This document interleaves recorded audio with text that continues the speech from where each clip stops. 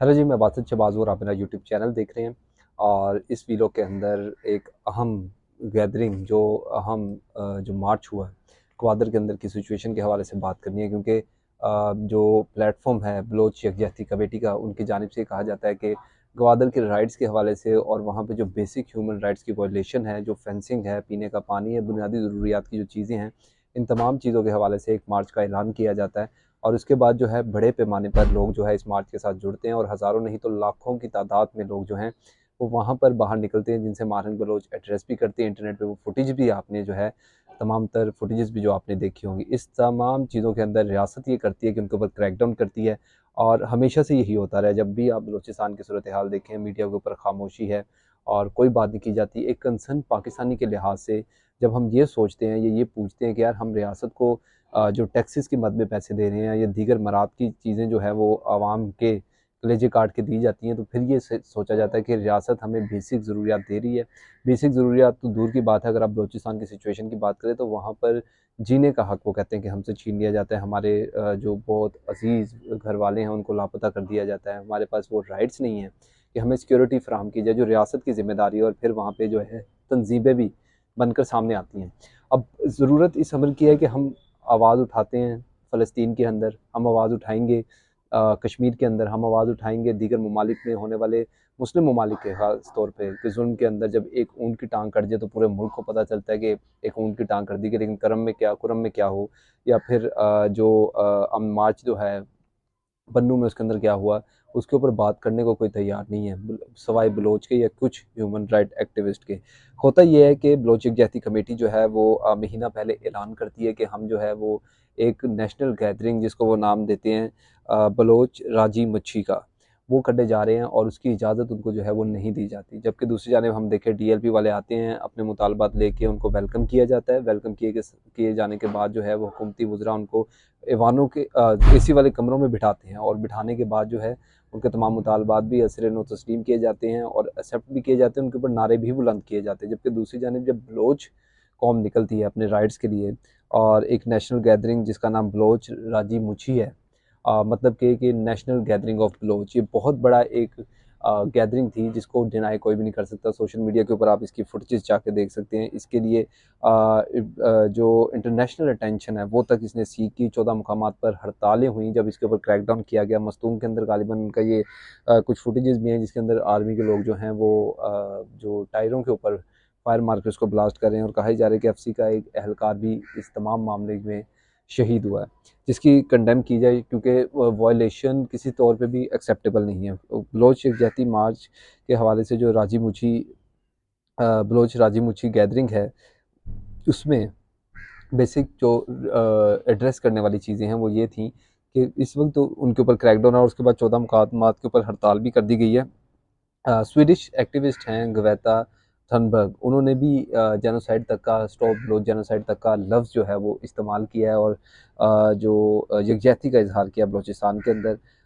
इसके अलावा जो उनके मुतालबात हैं इस वक्त के अंदर, क्योंकि हुकूमत ने मुज़ाकराती कमेटी भी बना दी, उनके बहुत से लोग मारे गए हैं और जवाबी जो आप कह लें कि मुज़ाहमत मर एक एफसी का एहलकार भी शहीद हुआ है। मीडिया के ऊपर टोटल खामोशी है। अब सोचने की बात ये है कि इस सूरत हाल में जब यहाँ पे चीज़ों को एड्रेस करना था, जब बलोचों को राइट्स देने थे, आप उनको गद्दार गद्दार के नारे लगवा रहे हैं। और अगर मीडिया पे खबर चलती भी है तो सिर्फ डॉक्टर माहरंग बलोच ही, और वो जब उन्होंने बाहर जाके जर्मन और दीगर ममालिक के अंदर, यूरोपियन ममालिक के अंदर जो खिताब किए और लोगों से जाके मिले, अपने राइट्स के हवाले से लोगों को उजागर किया और लोगों को बताया, उस हवाले से खबरें चलती हैं कि जी इंटरनेशनल जो है वो फंडिंग करती लेती है भारत से, रॉ से और दीगर मोसाद वगैरह, जो जितने भी एजेंसीज हैं उनके अंदर, लेकिन सबूत कोई नहीं है। वही बात जो मंसूर पश्तीन के ऊपर लगाए, वही इल्ज़ाम जो आप शायद इमरान खान के ऊपर लगाएं कल को, सबूत कोई नहीं है। और अवाम इतनी बेवकूफ़ आज है नहीं कि आप बगैर सबूत के बात करेंगे और अवाम उसको जो है वो एक्सेप्ट कर लेगी। इसके अलावा क्योंकि पूरे मुल्क में एहतजाज जो है बलोच यकजहती कमेटी के अंडर जारी है, सिर्फ बलोचिस्तान के अंदर नहीं। इसके अलावा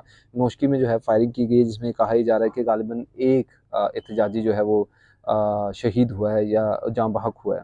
सिंध के अंदर गिरफ्तारियाँ हुई हैं। उसके अलावा अली वज़ीर को गिरफ़्तार कर लिया गया। कुछ खबरें ऐसी भी हैं कराची, दिलबदीन और कोयटा में जिस तरह जानवरों की तरह घसीट के जो है वो ख़वातीन को अंदर डाला जा रहा है, क्योंकि अब ये मार्च रुकने वाला नहीं है। मैं पहले भी ये बात कर चुका था कि जब आप रियासत के अंदर देखते हैं कि रियासत ने हमें क्या दिया, रियासत ने हमें किस तरह ऑन दिया, तो टोटली तौर पर डिसइंटीग्रेट नज़र आती है रियासत, टोटली तौर पर शराजा बिखरता हुआ नज़र आता है, क्योंकि छोटे छोटे ग्रुप्स जो हैं अब ये छोटे ग्रुप्स नहीं रहे, और ये एक जो है वो पल दो पल की बात नहीं है, एक या दो दिन का मसला नहीं है, सदियों पुरानी दिहाई है, जिसको अब जो है वो बलोच एड्रेस करना शुरू हो गए हैं। इसके अलावा voice for missing basic persons के हवाले से ये बात करते हैं कि जी 2000 और कहीं पे 6000 जो है वो लापता अफराद की जो तादाद है वो कोट होती है। बलोचों का एहतजाज ये है, बलोचों के इस वक्त के मुतालबात ये हैं कि बलोच यकजहती कमेटी के अंडर जो रांची मूची में शहीद और ज़ख्मी होने वाले लोग हैं उनके ऊपर FIR जो है वो मुद्दत में लवाहिकीन की और बलोच यकजहती कमेटी की मुद्दत में जो है दर्ज की जाए, इंटरनेट को मुकम्मल बहाल किया जाए, तमाम रास्ते खोल दिए जाएँ, हमें एहतजाज करने दिया जाए, धरना ख़त्म होने के बाद ना गिरफ़्तार किया जाएगा, ना हिरासा किया जाएगा, FIR भी नहीं होंगी, तमाम FIRs को फ़ौरी तौर पर ख़त्म किया जाए, और इसके अलावा बलोच राजी मुची में गिरफ़्तार लोगों को भी रिहा किया जाए। इस वक्त के मुतालबात हैं, आप अंदाज़ा लगाएं कि वो निकले थे अपने राइट्स लेने, गवादर के राइट्स लेने, और इस वक्त उनके मुतालबात फ़िल वक्त ये हैं कि जो हमें गिरफ़्तार करें आप भाईजान वो तो बंद करें ना सबसे पहले। तो ये रियासत की संजीदगी है बलोचों के साथ उनके मसाइल को हल करने में।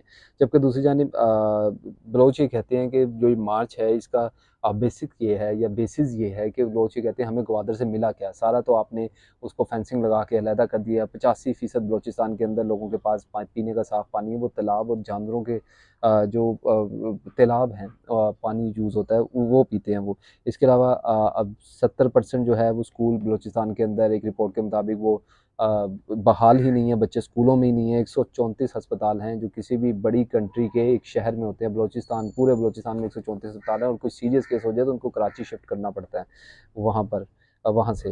बलोचों के मसाइल के अलावा मिला क्या है, बलोच ये बात करते हैं, वो ये कहते हैं एक रिपोर्ट के मुताबिक जो है वो सेंडक के $2 बिलियन का जो रेवेन्यू जनरेट हुआ उसमें बलोच कहता है कि हमें क्या मिला। इसी तरह आप ग्वादर में हमारी ज़मीनें तो खाली करवा ली, इसके ऊपर मैंने पहले भी वीडियो किया था, तो हमें इसके ऊपर क्या दिया है सिवाय इसके कि आप हम पे इल्ज़ाम लगाएं। जब बलोच बाहर निकले तो आप कहें जी ये गद्दार हैं, ये एजेंट हैं और ये बाहर से फंडिंग लेते हैं, और प्रूफ भी कुछ ना कर सके। आपने इतनी बार मंजूर पश्तीन अली वज़ीर को गिरफ़्तार कर लिया, कुछ नहीं निकाल सके। महारंग बलोच पिछले साल भी आई थी इस्लामाबाद, कोई प्रूफ आप उनके खिलाफ नहीं दे सके। DGI SPR खुद भी आके अगर ये प्रेस कॉन्फ्रेंस करते हैं। दूसरी बात यह है कि अगर हल ये है कि अगर आपने बलोचों के मसाइल हल करने हैं तो उनको बेहतरीन बलदियाती निज़ाम दिया जाए, उनकी फैसिलिटेशन दी जाए, उनको बेसिक राइट दिए जाए। जब उनको बेसिक राइट दिए जाएंगे तो वो किसी भी एक्टिविस्ट, किसी भी BLA BRA BNA की बात सुनने को तैयार ही नहीं होगा। बलोच इतना बाशऊर कौम है, और उनकी तारीख़ अगर आप पढ़ के देखें तो एक लंबे अरसे से जो है उनकी तारीख़ मुज़ाहमत पर मबनी है। पाकिस्तान के अंदर उनका किरदार पढ़ के देखें, वो मुज़ाहमत पर मबनी है। बड़े बड़े लीडर जो हैं बलोचों के अंदर से गुजरे, आपने 5 ऑपरेशन 6 ऑपरेशन कर दिए बलोचिस्तान के अंदर, आपने कुछ भी नहीं निकाला वहाँ से सिवाय बलोच के अंदर जो गम और गुस्सा है उसके। आपने 1948 में ऑपरेशन किया, 1958 में ऑपरेशन किया, 1963 में ऑपरेशन किया, 1973 में गालिबन ऑपरेशन किया, 1980 की दहाई में आपने लापता अफराद का सिलसिला शुरू किया और वहाँ पे ऑपरेशन किया। भुट्टो साहब ने असम्बली तोड़ी और तमाम चीज़ें आपके सामने। उसके बाद अकबर बुगटी का जो केस हुआ 2002 में ऑपरेशन किया आपने। तो आपने बलोचों के अंदर नफ़रत को पैदा किया है, जिसकी वजह से जो है बलोच आज जो है वो एंटी रियासत, क्योंकि आप तो समझते हैं कि आप ही रियासत हैं और आप नहीं है तो रियासत नहीं है, तो आपके खिलाफ कोई बात करे तो आप कहते हैं जी एंटी रियासत नारा लग रहा है। हालांकि इदारे जो हैं वो किसी मुल्क से होते हैं, मुल्क इदारों की वजह से नहीं, कभी भी नहीं होता। और दुनिया की बड़ी बड़ी मिसालें जो हैं वो बड़े बड़े मुल्कों की यहाँ पर मौजूद हैं। आप उनको बेहतरीन बलदियाती निज़ाम दें, पॉलिटिकल सिस्टम दें। आप जो पॉलिटिकल पपेट्स बाप जैसे, या अभी जो वज़ीर आला उनके बुगटी साहब, वैसे पपेट्स ला के जिनको 4 दिन पहले पीपल्स पार्टी में शामिल किया गया और फिर हुकूमत बना के दी गई, तो बलोच कैसे यकीन करेंगे आपके इस बात का। आपके जो उनके नुमाइंदे हैं अली वज़ीर, मोहसिन दावड़ जैसे, आप उनको पूरा पूरा साल तो जेलों के अंदर रखते हैं। मंजूर पश्तीन जैसे नुमाइंदों को आप पूरा पूरा साल जो है वो जेलों के अंदर जो है वो फिराते हैं। तो किस तरह बलोच आपकी इन चीज़ों के ऊपर यकीन करेगा। आपने उनको सिक्योरिटी नहीं दी, आपने बलोच को दिया क्या। सवाल ये है कि बलोचिस्तान में आज भी आप जाके देख लें, जहाँ की आवाम के पास बेसिक हस्पताल ना हो, तालीमी निज़ाम ना हो, जहाँ की आवाम के पास बेसिक राइट्स, अपनी सिक्योरिटी ना हो, वो आवाम ऐसे ही बाहर निकलेगी और फिर मुज़ाहमत करेगी। जो बलोचों की तारीख़ मुज़ाहमत से भरी हुई है, इसमें कोई शक नहीं है। अगर आप तारीख़ के पहलुओं को पलट के देखें, उन्होंने हमेशा मुज़ाहमत की है, और हर दौर के जाबिर के ख़िलाफ़ या हर दौर की रियासत के ख़िलाफ़ उन्होंने मुज़ाहमत की है जब उनके बेसिक राइट्स को आपने बुरी तरह कुचल दिया। 1971 में सकूत ढाका शायद एक छोटा वाक़या था, जो आप आज बलोचों के साथ कर रहे हैं वो इससे बहुत बड़ी चीज़ है। और ऑपरेशन रेड लाइट से बड़े-बड़े ऑपरेशन आपने बलूचिस्तान के अंदर जो है वो इस वक्त किए हैं, क्योंकि अगर आप दूसरे पहलू की तरफ देखें तो बलोच को उनकी आवाज़ सुनने के लिए मीडिया तक मैसर नहीं है। और आज अगर सोशल मीडिया का दौर है तो लोग पंजाब के अंदर जो बड़े-बड़े शहर हैं जो हब कहलाते हैं, जैसे कि लाहौर है या इस्लामाबाद है, वफाकी दारुल हुकूमत, यहाँ पे बैठे लोगों को पता चला है कि किस तरह आप जो है वो डिसइंटीग्रेट करते हैं, किस तरह डीन्यूट्रलाइज़ करते हैं चीज़ों के अंदर। तो ये सोशल मीडिया का दौर है, इसमें चीज़ें छुपेंगी नहीं और बार-बार आपकी प्रेस कॉन्फ्रेंस से करने से आपका मज़ाक उड़ेगा।